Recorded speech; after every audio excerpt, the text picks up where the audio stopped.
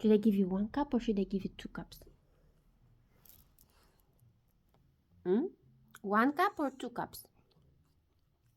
2 cups. Babe, but that's too much. You're gonna be fat. There you go. You're gonna be fat with 2 cups of dinner. You're a tiny dog. What do you think? 1 cup is gonna be enough, right? Yeah? Okay, so if I give you 2 cups, are you gonna exercise?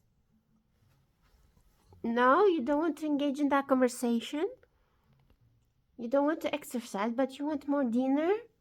Oh, babe, but that's not gonna work. No, don't cry. No. Don't cry, baby. Don't cry. Look. Look. Look, I'm gonna give you 2 cups, but then we're gonna go for a 2 hours walk. Okay? That's enough. No? You prefer to lay down? You prefer not to have dinner at all? Yes? Yes?